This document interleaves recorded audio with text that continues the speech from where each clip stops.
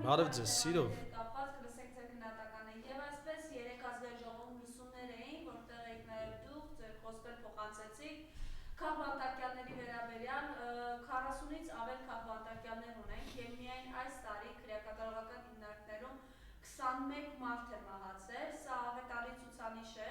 Ես կխնդրեմ այս իրողության հետ կապված ձեր գնահատականը տակ նաեւ հաշվի առնելով, որ թե մեր սրբազանները, թե մյուս գործիչների շատերը ունեն առողջական լրջագույն խնդիրներ, որոնք որևէ կերպ համատեղելի չեն կալանքի հետ։ Համեցեք։ Նախ շնորհակալ եմ այդ հարցի համար, որովհետև լսումներում դե 5 րոպե ժամանակ ունենք ու սա ամեն ինչ չես հասցնում ասես։ Լսումների ժամանակ ես ավելի շատ կենտրոնացել էի մարդու իրավունքների պաշտպանի ինստիտուտի ձևավորման խնդրահարույց լինելուն, որովհետև մարդու իրավունքների պաշտպանը ինքը ըստ սահմանադրության, ըստ մարդու իրավունքների պաշտպանի օրենքի, ինչպես նաև Փարիզի սկզբունքներով, ինքը պետք է լինի անկախ գործիչ եւ ինստիտուտը պետք է լինի անկախ։ Սակայն Հայաստանի օրենսդրությունն այնպիսին է, որ այդ անկախությունը որևէ ձևով չի ապահովում։ Ինչու՞ չի ապահովում, որովհետեւ նայեք, սահմանադրությամբ նշված է, որ մարդու իրավունքների պաշտպանը պաշտպանի թեկնածուի առաջադրումը տեղի է ունենում ազգային ժողովի համապատասխան հանձնաժողովում։ Համապատասխան հանձնաժողովը բանն է, այդ մարդու իրավունքների պաշտպանության եւ հանրային հարցերի հանձնաժողովն է։ Այդ հանձնաժողովում կա 5 քաղաքացիական պայմանագրի ներկայացուցիչ, 2 Հայաստան դաշինքի եւ 1 պատիվ ունեմի, այսինքն զգալի մեծամասնությունը քաղաքացիական պայմանագիրն է։ Եվ ստացվում է, որ իշխանությունը կարող է հանգիստ իր թեկնածուին առաջ տանել եւ դրանից հետո դնել ազգային ժողովում իր ուզած թեկնածուին քվեարկելու համար։ Ազգային ժողովում անհրաժեշտ է ձայների առնվազն 3/5-ը, որը մեր ազգային ժողովի պայմաններում կազմում է 65 հոգի, իսկ քաղաքացիական պայմանագիրը ունի 71 падգամավոր։ Այսինքն միանձնյա 65 հոգով կարող են ընտրել մարդու իրավունքների պաշտպանին, այն 6 հոգին էլ կարող է գնա, ասենք, Լոնդոնում տժալու այդ ընթացքում առանց մասնակցելու նիստին, ու 65 հոգով փաստորեն ընտրում են մի գործչի, որը ըստ սահմանադրության պետք է լինի անկախ։ Այսպես չի լինում։ Մարդու իրավունքների պաշտպանը ինքը այդ օմբուդսմեն ասվածը ստեղծվել է 1807 թվականին Շվեդիայում,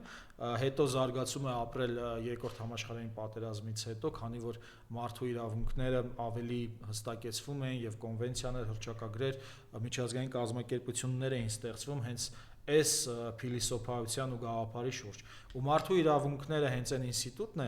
որը ուժին դիմադրում է, որ ուժը շատ կամայականություններ չանի, որովհետև մենք բոլորս մեր կյանքից գիտենք, հա, եթե մեկը իր ուժը զգում է, ինքը կարող է անverջ ընդլայնել ու անցնել անարդարությունների ու կամայականությունների։ Դրա համար իրեն զսպող այլ ուժեր են պետք, որոնք կլինեն, այսպես ասած, պայմանական ասած թույլի կողմը։ Քանի որ պետությունը ունի ոստիկանություն, դատախազություն, դատարաններ, հա, չգիտեմ, ազգային անվտանգության ծառայություն եւ այլն, սրանք ուժեր են, որոնք կարող են, ասենք, սահմանափակել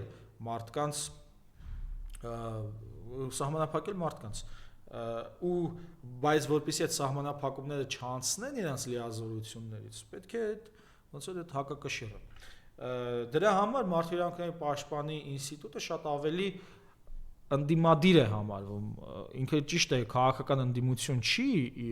ներկայացնում իրենց, բայց այդ ինստիտուտը նրա համար որ իշխանությանը զսպի ու այդ իրավիճակում ոնց որ շահերը հաճախ ավելի համընկնում են ընդդիմության հետ։ Ու սրանից ելնելով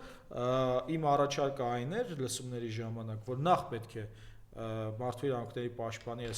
ընտրության կարգը փոխվի, հանձնաժողովը, որտեղ որ պետք է ներկայացնեն թեկնածու, պետք է առնվազն հավասար բաշխվածություն ունենա ընդդիմության եւ իշխանության միջեւ։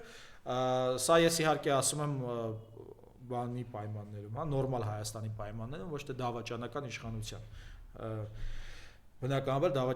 դավաճանական իշխանության պայմաններում այս նորմալիզացիան տեղի չի ունենալու, բայց ինչպես պետք է լինի, երբ որ սրանք չլինեն։ ընտրության շեմը պետք է բարձրացվի, օրինակ, եթե 3/5 է, պետք է ասենք 4/5-ով լինի ընտրությունը կամ ասենք 70%, մի խոսքով այնպես, որ մի ուժի մարդիկ հերիք չլինեն ընտրելու մարդու իրավունքների պաշտպանի, բայց այնքան մեծ էլ չլինի, որ առհասարակ անհնարին դարձնի ընտրությունն է։ Ինչպես նաև ըստ մարդու իրավունքների պաշտպանի օրենքի 25 տարին լրացած անձը կարող է լինել մարդու իրավունքների պաշտպան, ինչ որ նույնպես նորմալ չի, որովհետև սա լուրջ պաշտոն է եւ ահագին գիտելիք է պետք, կապեր է պետք, հմտություն է պետք, որպեսզի այս պաշտոնը ստանձնեն, ու տենց պարզապես ասենք համալսարանը ավարտելուց հետո մի քիչ նորմալ չի, որ այդ գործով զբաղվես եւ առաջարկս է գոնե 35 հասցնել շեմը։ Ինչպես նաև պետք է չլինի իշխանության ներկայացուցիչ իրավունքների պաշտպանի թեկնածու։ Օրինակ հիմիկվա պաշտպանը դատախազի նախկին տեղակալն է։ Հիմա պատկերացրեք դատախազությունից բերել են դրել են մարդու իրավունքների պաշտպանություն, որ մարդկանց պաշտպանի, ասենք, այն ստրուկտուրայից, որի ներսում ինքն էր։ Սա նորմալ չի, նույնը նաև նախկին իշխանության ժամանակ էր այսպես եղել, Արման Թաթոյանը եւս Արդարադատության նախարարության փոխնախարար էր, ու իրեն սարքեցին մարդու իրավունքների պաշտպան, իհարկե հետո իշխանափոխություն եղավ, փոխվեցին այդ բաները հարաբերությունների ձևերը ու անկախացավ, ինքնըստինքյան անկախացավ, բայց կներեք նախորդ իշխանության ժամանակ նույնպես նորմալ չէր, ասենք քո ստրուկտուրայից մարդուն բերես ու նշանակես պաշտպան, սա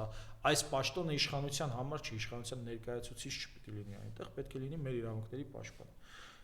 Ուրեմն սա էր եւ նաեւ քանի որ Հայաստան դաշինքից Էլինա Վարդանյան կարդաց այդ հայտարարությունը քաղբանտարկյալներին ուղղված, իմ առաջարկն է, որ նաև այս հարցին ուշադրություն դարձնեն եւ մարդու իրավունքների պաշտպանը իրերը կոչի իրենց անունով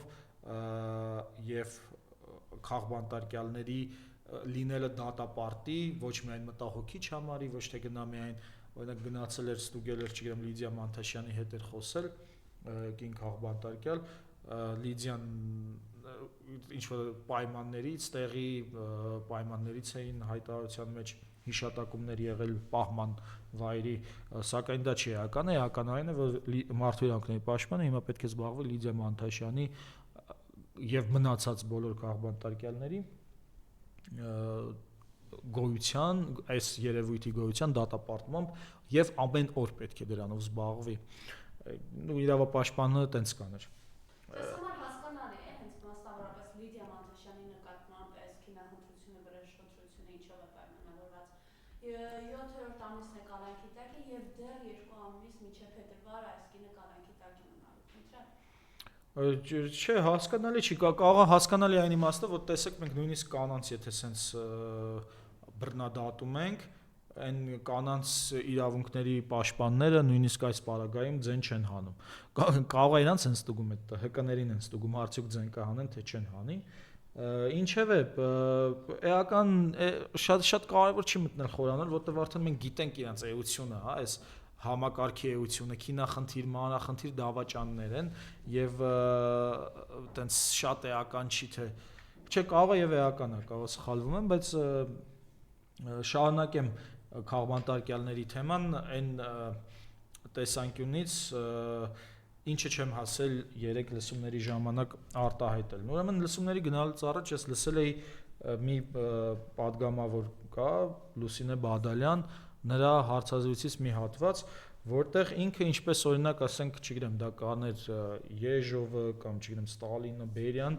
հա, նշում են, որ Հայաստանում քաղբանտարկյալներ չկան եւ բոլորը անցնում են ինչ որ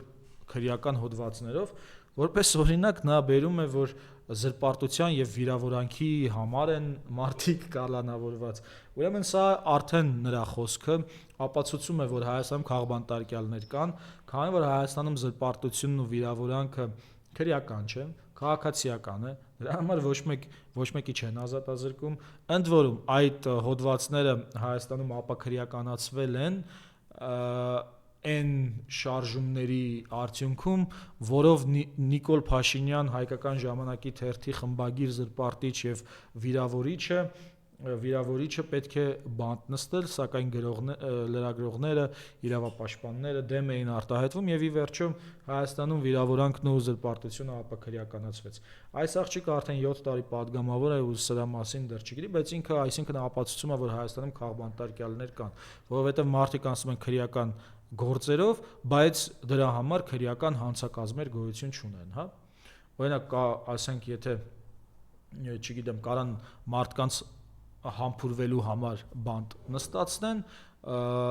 որովհետև քրեական հոդված համբուրվելու համար գոյություն չունի։ Սա հենց Լուսինե Բադալյանի ասածն է, հա, որ մարդկանց կարելի է նստածնել բանտ համբուրվելու համար, որովհետև նրա ասածը դա է, որ զրպարտության եւ վիրավորանքի համար նստածրել են։ Ինչևէ նաև պետք է արձանագրել, որ քաղբանտարկյալի սահմանումը ամբողջությամբ չի ներառում այն իրավիճակը, ինչ տեղի է ունենում Հայաստանում։ Հայաստանում նոր փիլիսոփայություն է ձևավորվել գերեվարման, որովհետև քաղբանտարկյալը ի վերջո նա է, ով իր քաղաքական հայացքների համար, ակտիվության համար, չիրականացրած հանցագործության համար, քաղաքական ակտիվության պարագայում հայտնվում է ճաղերի հետևում։ Մինչդեռ մենք մի դեպք ունենք, որ ամբողջությամբ չի ներառում այս սահմանումը, Սամվել Կարապետյանի դեպքը, հա, ինքը որևէ քաղաքական ակտիվություն չէր արել, որևէ քաղաքական հայացք չէր ներկայացրել, ինքը պաշտպանել էր իր կրոնական կազմակերպությանը հարձակումներից, Հայ առաքելական եկեղեցուն ասել էր, որ պետք է պաշտպանել, եւ ես իմ ձևով պաշտպանելու եմ Հայ առաքելական եկեղեցուն, նա սրա համար է նստել բանտ, այստեղ քաղաքական հայացք էլ չկա, սա գիտեք ոնց է, որ դուք օրինակ երեխա ունենաք ու ասեք ես իմ երեխային իմ ձևով պաշտպանելու եմ ու ձեզ տանեն բանտ նստեցնեն դրա համար, ասելու համար, որ իմ ձևով պաշտպանելու եմ իմ երեխային։ Հետևաբար քաղբանտարկյալ տերմինը ամբողջությամբ չի կարող այս երևույթը բնութագրել, սա ավելի քաղաքակրթական բանտարկյալ է, մշակութային բանտարկյալ է, ի վերջո բանտարկյալ չի նաև, այլ գերեվարված է, որովհետև մենք ապրում ենք մի շրջանում, որտեղ Ադրբեջանը ոչ թե պատերազմի գերիներ է արտադրում, այլ խաղաղության գերիներ է արտադրում։ Ու այս ամբողջը նաև պայմանավորված է Վաշինգտոնում այդ խաղաղության նախաստորագրման հետ, որտեղ 8-րդ կետ կա եւ այդ 8-րդ կետում նախատեսվում է, որ Հայաստանը պետք է ծայրահեղականության դեմ պայքարի, հատուկ ասեմ Հայաստանը, որովհետև այնտեղ որևէ բան չկա, որ պետք է Ադրբեջանը անի, միայն Հայաստանին է տրված անելիքները։ Մինսկի խումբը Հայաստանը պետքա ծրի միջազգային դատարաններից, Հայաստանը պետքա հայցերը հետ բերի Զանգեզուրի միջանցքը։ Մենք պիտի տանք, մի խոսքով, այնտեղ ամեն ինչը մենք պիտի անենք, այդ թվում բնական է, չէ՞, որ ասենք օրինակ Արայիկ Հարությունյանը, Արարատ Միրզոյանը կամ Նիկոլ Փաշինյանը չեն գնալու ասեն Իլհամ Ալիև ջան, այս ձեր դպրոցներում հայերի նկատմամբ ատելություն են սերմանում։ Մի հատ կարգի հրավիրեք, մի հատ հələ քաղբանտարկյալներ ստեղծեք։ Մի հատ հələ տարեք նստեցրեք դրանց։ Բնական է, չէ՞ որ չեն անելու։ Բնական է նաև այն պատճառով, որովհետև Ադրբեջանը հիմա հայկական հետքը Արցախում վերացնում է եւ սրանք ձեն չեն հանում։ Շինծ ու դատեր են անում հայերի դեմ, սրանք ձեն չեն հանում։ Կարմիր խաչը հանել են Ադրբեջանից եւ մեր պատանները, գերիները մնացել են անհաղորդակից, սրանք ձեն չեն հանում։ Վիգենը արդեն նրա ընտանիքի անդամները ասել են, որ այլևս չի կարողանում քայլի, դեղորայքից են զրկել, սրանք ձեն չեն հանում։ Ի վերջո սրանք միջազգային դատարաններից հենց հանել են այդ հայցերից ոմանք վերաբերում են հենց այդ ռասայական ատելությանը, հա, այդ ռասիզմին Ալիևի կողմից իրականացվող եւ բնականաբար եթե դու այդ հայցերը հանում ես, չես գնալու ասես դպրոցներից էլ հանի։ Դու դատարանից ես հայցը հանում, դու չես գնալու ասես բան արա, դպրոցներում այդ ռասայական ատելություն հայերի նկատմամբ մի սերմանի։ Ուրեմն այդ 8-րդ կետը վերաբերում է միայն հայերին, ծայրահեղականության դեմ պայքարը Հայաստանում։ Իսկ ո՞րն է ըստ Ադրբեջանի ծայրահեղականությունը։ Ըստ Ադրբեջանի, ըստ Իլհամ Ալիևի ծայրահեղական են այն հայերը, ովքեր պաշտպանում են իրենց իրավունքները։ Մասնավորապես, եթե դուք ասում եք, որ ընկեր ջան, միջազգային իրավունքով, հա, Պինեյրոյի սկզբունքներով, փախստականների մասին կոնվենցիայով, հա, արցախցիները իրավունք ունեն վերադառնալու Արցախ, դուք փաստորեն ծայրահեղական է, այսինքն Ադրբեջանի համար ծայրահեղականը նա, ով միջազգային իրավունքի հետ հաշվի է նստում։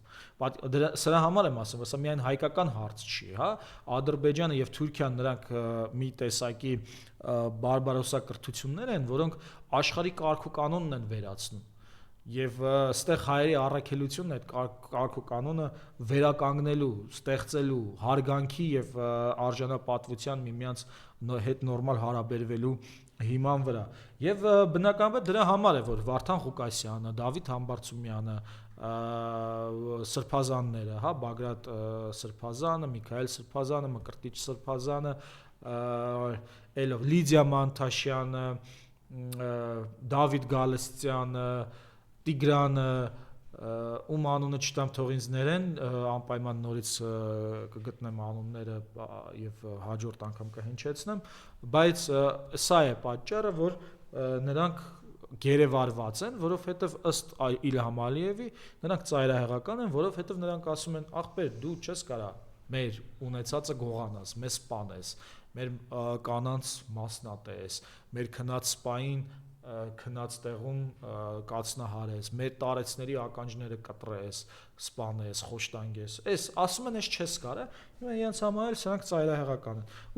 Ու սրանից ելնելով, այս մարդիկ ոչ թե քաղբանտարկյալ են, այլ գերի են։ Եթե կա պատերազմի գերի, հա, եւ պատերազմական այդ մարտական դրության մեջ բան են, գերի են վերցնում։ Սա Նիկոլի խեղաղության գերիներն են։ Այս խաղաղությունը պատերազմ է, սա խաղաղություն չէ, որովհետև եթե խաղաղության մեջ, խաղաղության շրջանում դու ասում ես դու իրավունք չունես, ասում ես քո խաղաղությունը այն է, որ դու իրավունք չունես, դա պատերազմ է, դա ցեղասպանություն է։ Խաղաղությունը այն է, որտեղ քո իրավունքը պաշտպանված է, որտեղ քո ազատությունները չեն խոչընդոտվում, որտեղ դու արդարության մեջ ես ապրում, դա է խաղաղությունը։ Արդյոք դուք խաղաղ եք, եթե Ադրբեջանը ասում է ես պետք է գրավեմ ամբողջ Հայաստանը իմն է եւ իմ ուզածով պետք է ամեն ինչ անեք, ձեր մոտ պետք է ասես մի հատ Նիկոլ Փաշինյաններ նստած լինեն իշխանությանը ու այսպես ձեր հոգեվորականներին, կրոնական առաջնորդներին նստածեն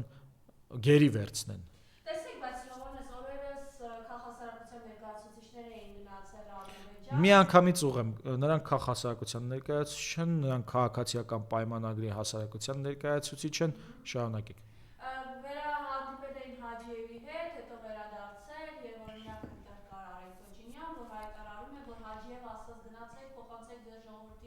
Պատերազմն այլևս ավարտված է, անգամ պատրաստակամությունը իրանց համար հանդիպել հայ հասարակության հետ, լրագրողների հետ, այնուհետև այս իրականության մեջ, որ Բաքվում այլևս մեղադրական վճիռներն են կայացնում մեր ռազմագերիների վերաբերյալ, խնդրեմ ես ասել ձեր տեսակետը, ասում է գիտեք չի ասել, որ Սևան չկա, ինքը Գյոյչյան ռուսական քարտեզների օրինակ։ Բանն է, էլի, ինքը դարձել է Իլհամ Ալիևի, այսինքն հայկական սպային քնած ժամանակ սպանողի, տարեց մարդկանց ականջները կտրողի, հայ կանանց մասնատողի բերանն է, ասենց մի հատ երախը, հա, էտա չէ նշանակը, ես հիշում եմ, որ այս աննորմալը, որ ասում էր Շուշին դժբախտ դժգույն քաղաք է,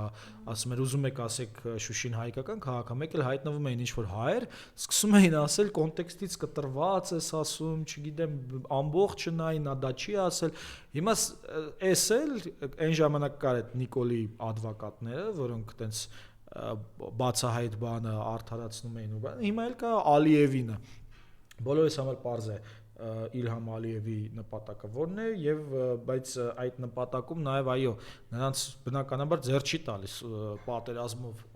վերցնել եւ ոչնչացնել հայերին եթե կարաս քո զինվորներին ողջ թողնես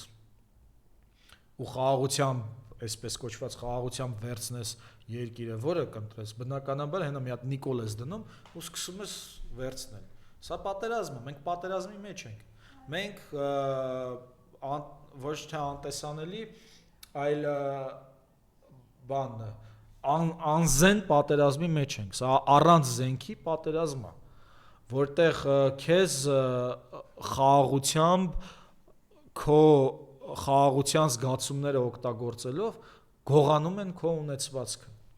ունեցվածքդ գողանալը պատերազմ է։ Քո ունեցվածքը գողանում է Նիկոլ Փաշինյանը եւ Իլհամ Ալիևը միասին։ Մենք պատերազմի մեջ ենք։ Եթե զենքերը չեն կրակում, դա չի նշանակում սա պատերազմ չի, սա պատերազմ է։ Եթե Տավուշից մեկ հայի տուն վերցրել են Տիկին Խաթումի տունը, կամ եթե Որոտանում, բանում շուրնուխում այդ տները, կամ եթե այդ Զանգեզուրի միջանցքով հետագայում Ադրբեջանը իր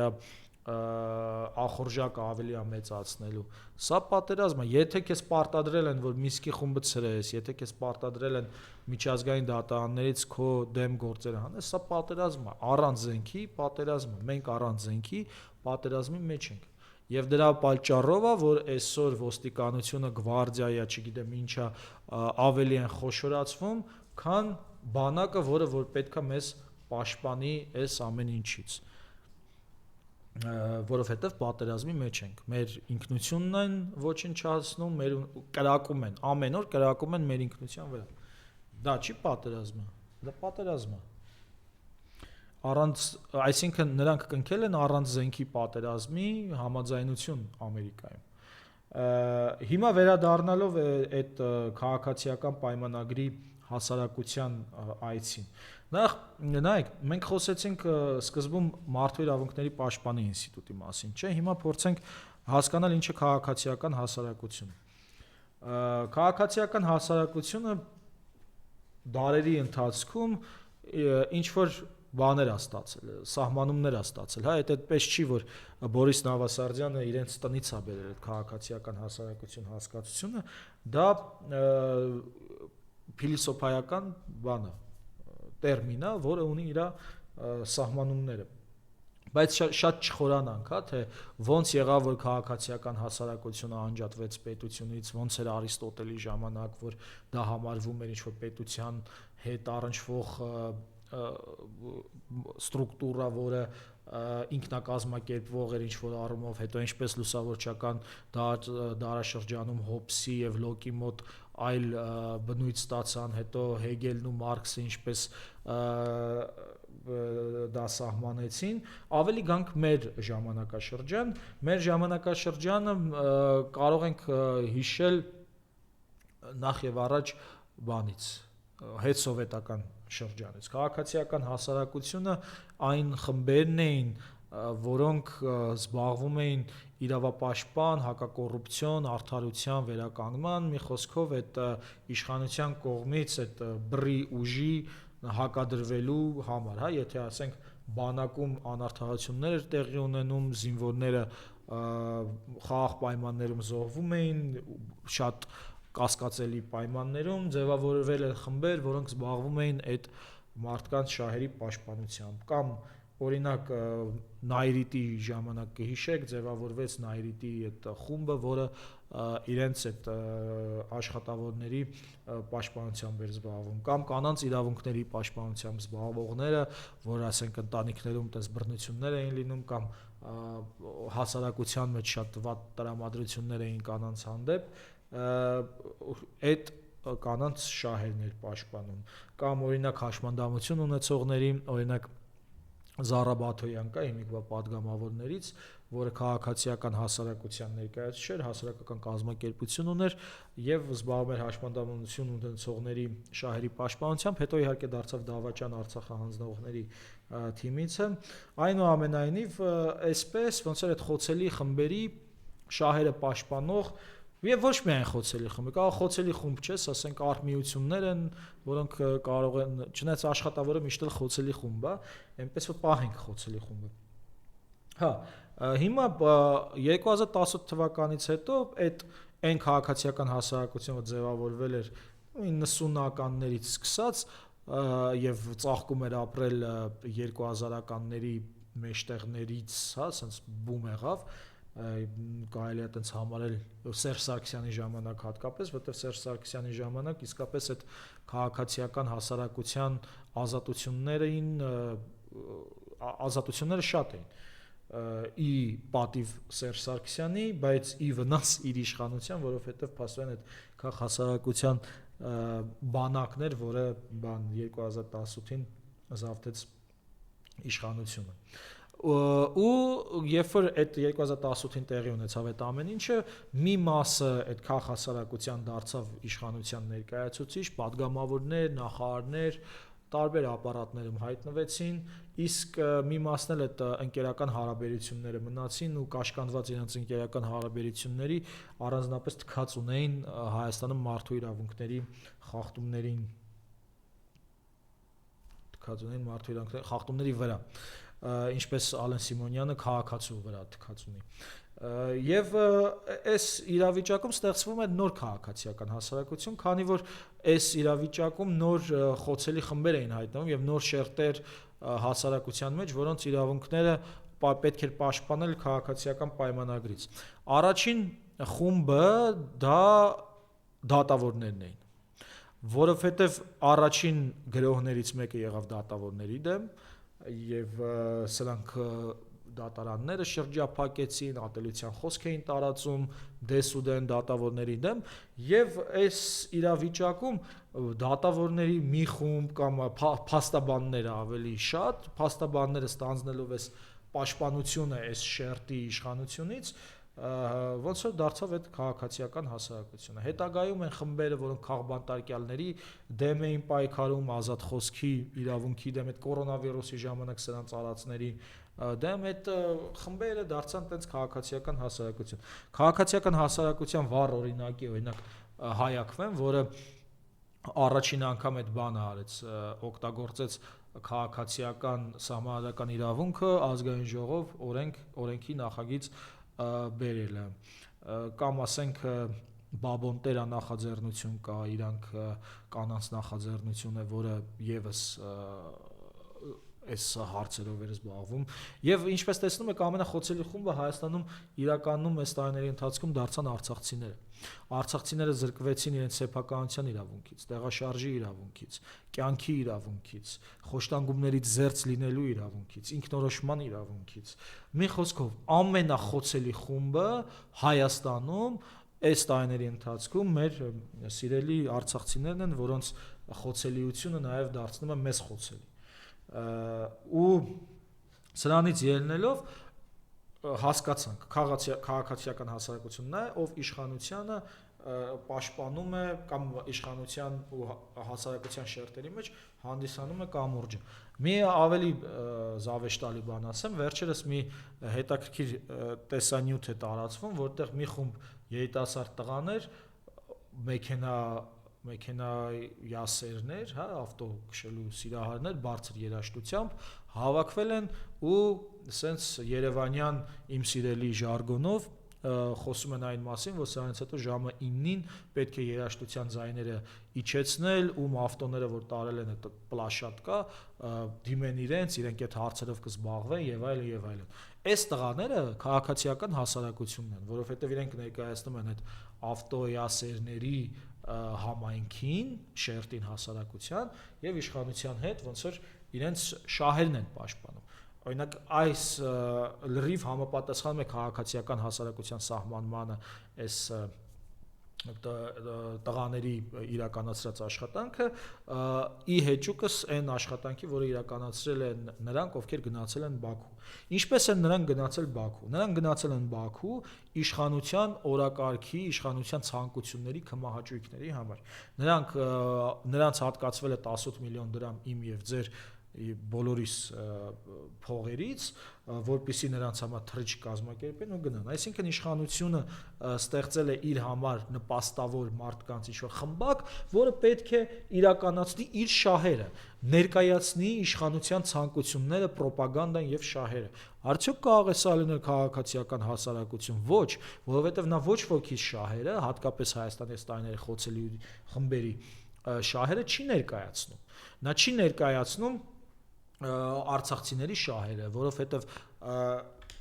կրկին եթե վերադառնանք օգոստոսի 8-ի այդ խեղաղության նախաստորագրմանը, այնտեղ ասացինք Մինսկի խումբը ցրում են, Արցախի հարցը անջատվում է, փոկվում է, այսինքն վարի են տալիս։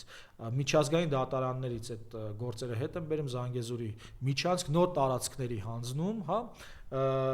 ու նրանք այս 5 հոգին, որ գնացել են Բաքվում, ներկայացնում են սա։ Այսինքն նրանք ներկայացնում են իմ եւ ձեր իրավունքների խախտումը, այդ թվում են տղաների են, ավտոյասեր տղաների, որովհետեւ այս երկիրը նաեւ իրենցն է եւ նրանց երկրից են կտոր հանձնում Ադրբեջանին։ Նրանք ոչ թե քաղաքացիական հասարակությունն են, նրանք հայերի իրավունքների ոտնահարման գործիչներ են, որոնք գնացին այնտեղ, դարձան Ալիևի խոսնակներ ու հետ եկան։ Հետո եկել են այստեղ ու ասում են, թե մենք գերիների հարցը բարձրացրել, դա բնավ էական չի։ Բնավ էական չի, դուք այնտեղ հարցը բարձրացրել եք, թե չեք բարձրացրել։ Եթե դուք ցեմենտված այդ օգոստոսի 8-ի բանով փաստաթղթով գնացել եք այնտեղ, դուք արդեն իսկ գերիների ոտնահարման համար եք գնացել այնտեղ։ Նայենք ովքեր են դատվում, հա, ռազմաքաղաքական ղեկավարությանը նայենք։ Այնտեղ կա 3 Արցախի նախագահ, կա Արցախի բանակի ղեկավար, կա Արցախի ազգային ժողովի նախագահ։ Այս մարդիկ, այս մարդկանց գործունեությունը, նրանք դատվում են իրենց գործունեության համար։ Այս մարդկանց գործունեությունը հակադիր է այս փաստաթուղթը, որը ստորագրել է, նախաստորագրել է, թե ստորագրել է Նիկոլ Փաշինյանը։ Այսինքն նրանք գտնվում են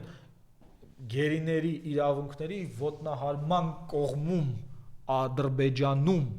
եւ կապ չունի դու գերիի հարց բարձրացրել ես թե չէ, դու արդեն այնտեղ ես նրանց գերության հրամայականով, պատանդառության եւ գերության հրամայականով։ Եվ Կարմիր խաչը, որ այնտեղից հանել են, այսինքն դու համաձայն ես այդ ամեն ինչի հետ, որ այդ գերիները տենց այդ վիճակում խոշտանգ։ Դու համաձայն ես, որ Արցախում հայկական հետքը վերադարձնում են։ Դու համաձայն ես, որ արցախցիներին փաստորեն միջազգային իրավունքով տրված իրենց իրավունքներից հրաժարվում ես, որովհետև դու ներկայացրել ես այն իշխանությանը, որը այդ ամեն ինչը անում է։ Դու չես ներկայացրել ոչ Հայաստանի Հանրապետության քաղաքացուն, ոչ ինչ-որ շերտի։ Դրանից ելնելով խնդրում եմ բոլոր լրատվամիջոցներին, այս մարդկանց մի կոչեք քաղաքացիական հասարակություն։ Հիմա եթե ասենք Նիկոլ Փաշինյանը իրան կոչում է Հայաստանի Հանրապետության վարչապետ, դրանից ինքը չի դառնում Հայաստանի Հանրապետության վարչապետ։ Նա Իլհամ Ալիևի ներկայացուցիչն է Հայաստանում։ Կամ եթե ասենք, չգիտեմ, բանը բժիշկը իրեն կոչում է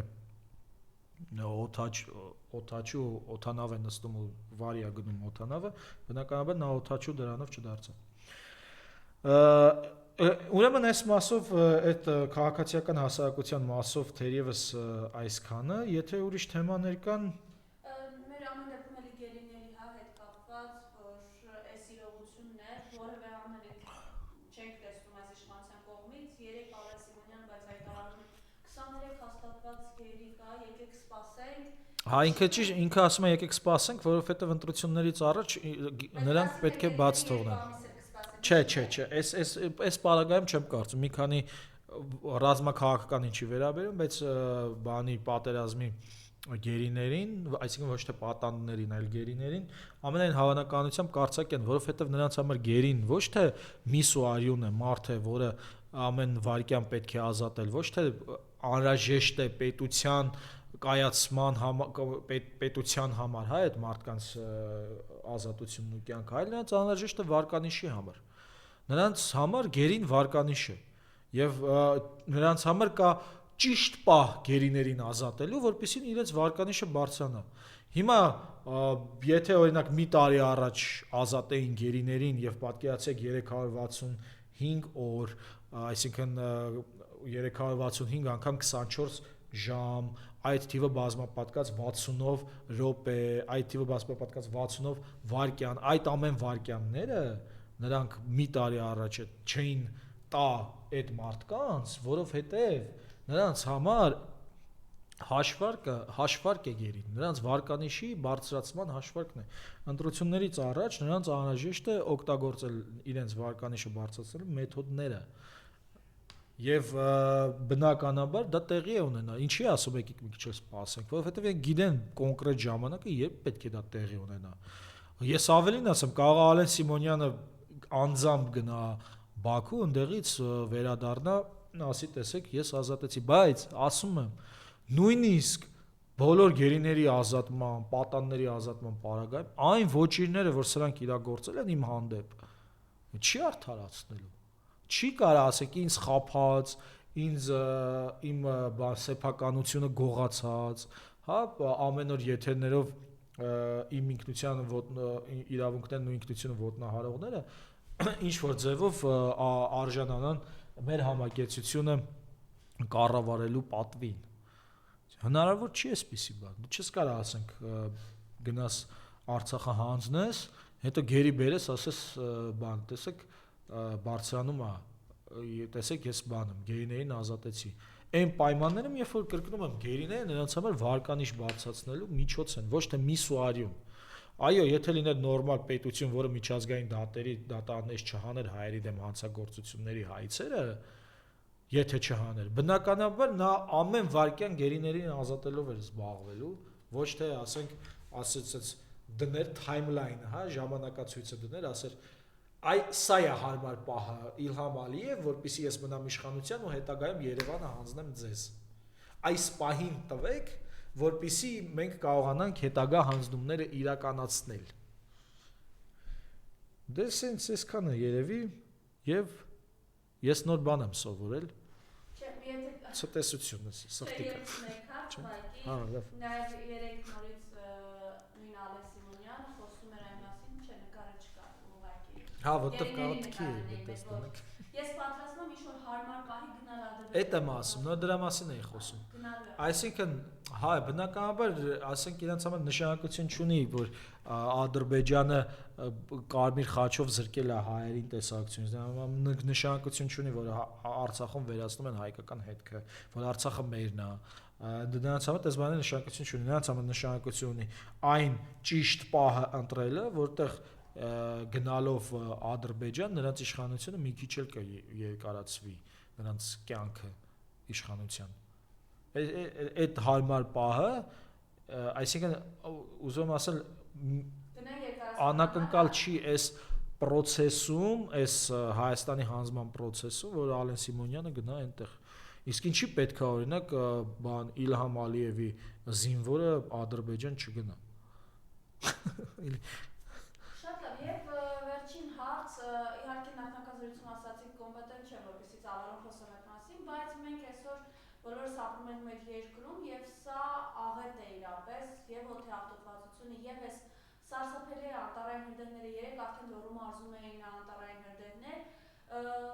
սա այս իշխանության, չգիտեմ, անկարողություն է, հանցավոր դիտավորության որևէ բան չանել է, այս ամենը ինչի դրսևորում է, որ այս օդը, որ մենք ունենք Երևանի ավտոպատում, այս շինթույլտվությունները, որ իրանք տվել են, այս ծառահատումները, որ իրենք իրականացրել են, սա նաև արդյունքն է դրա, որ ես չգիտեմ, մենք եթե պետությունն էլ պահենք, մենք 5-10 տարի հետո առողջական շրջանի խնդիրների առաջ ենք կանգնելու, խնդրեմ։ Դե ինչ ասեմ, իմ գլուխը ցավում է այս աղտոտվածության պատճառով։ Հիմա եթե օրինակ ես մարդ եմ, որը փորձում է դիմադրել այս մեր ցեղասպանությանը, նրանց ձեռ է տալիս, որպեսզի իմ գլուխը ցավա եւ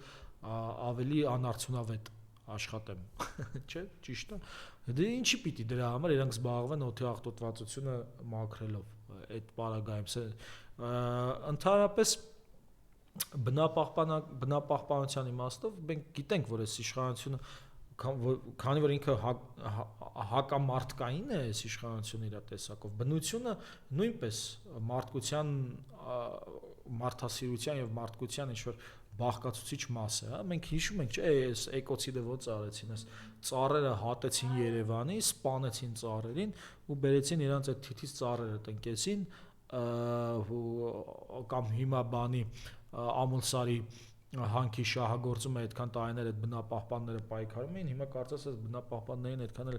հետաքրքիր չի արդեն այդ նույն առույգությամբ չեն բանանում աշխատում։ Մի խոսքով,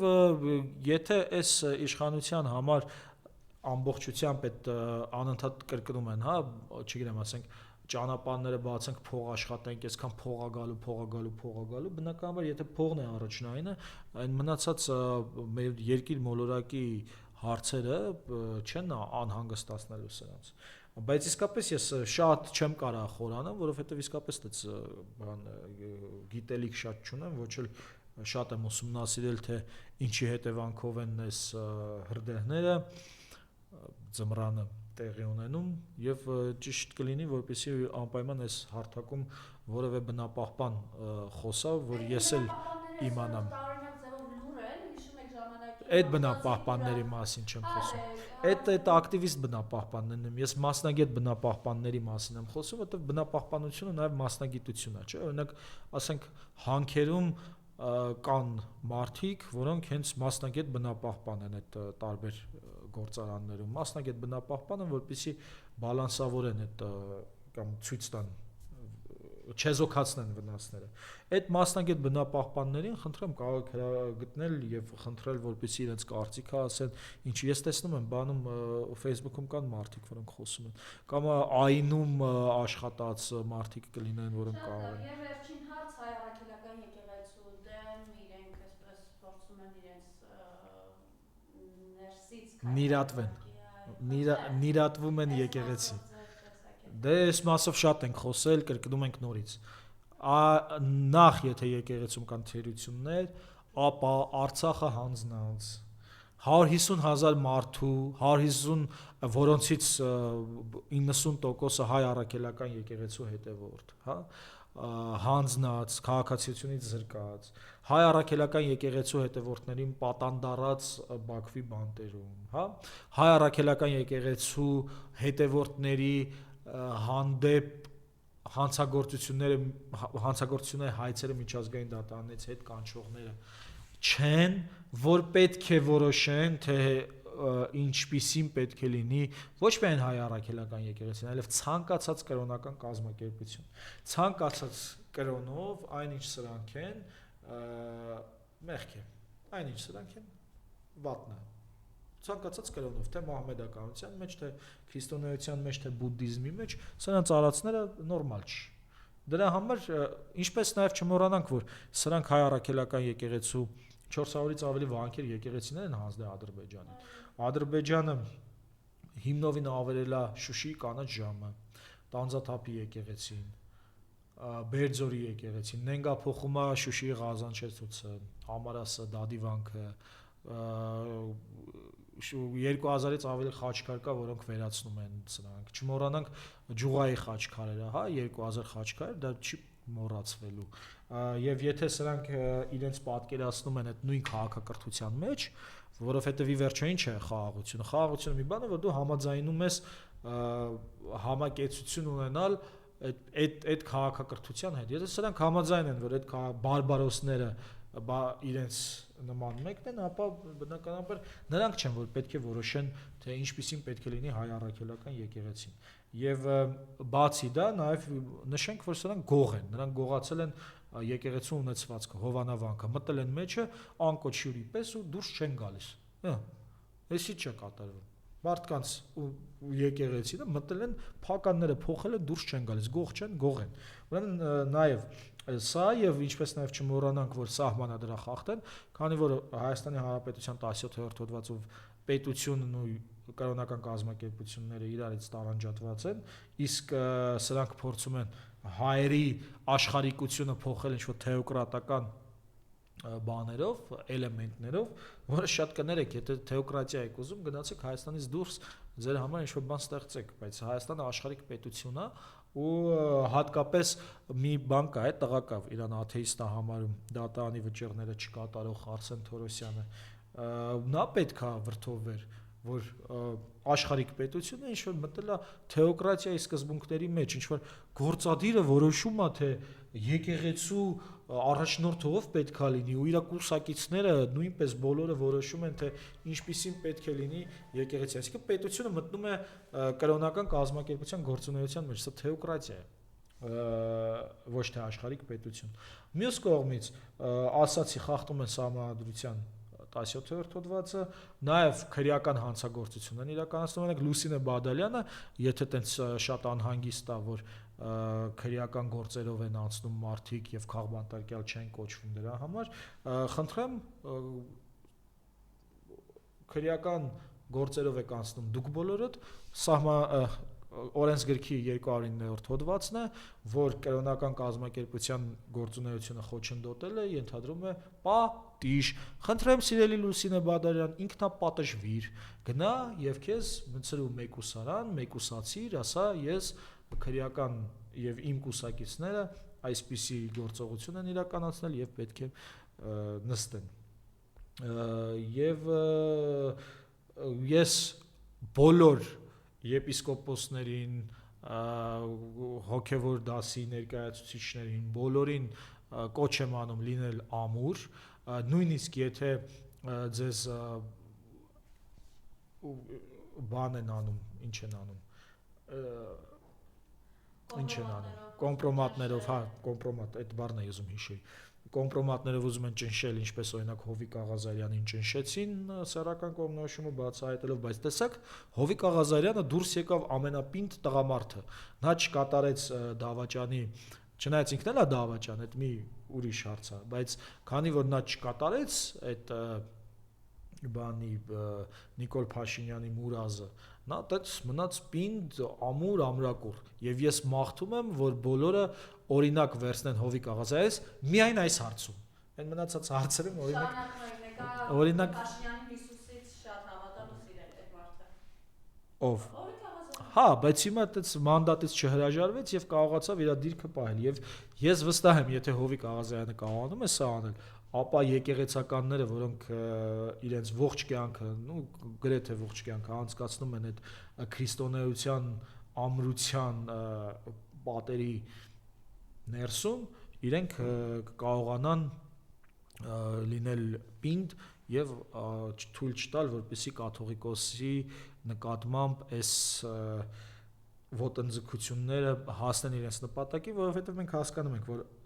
եկեղեցու դեմ ոտնձգությունները միայն եկեղեցու հարցը չեն։ Ես ինքս որպես աթեիստ իմ հարցն է, որովհետև եկեղեցին այսօր իմ ինքնությունը պաշտպանող ամենազիլ կառույցն է, ամենակազմակերպված կառույցն է, եւ նա է, որ խոսում է արցախցիների վերադարձի, արցախցիների իրավունքների, պայքարում է Արցախում հայկական հետքի վերացման դեմ եւ բնականաբար Իլհամ Ալիևին եւ Իլհամ Ալիևի հասարակությանը, որ գնացել էին Բաքու, ձեռք չի տալու, որպեսզի եկեղեցին լինի ամուր,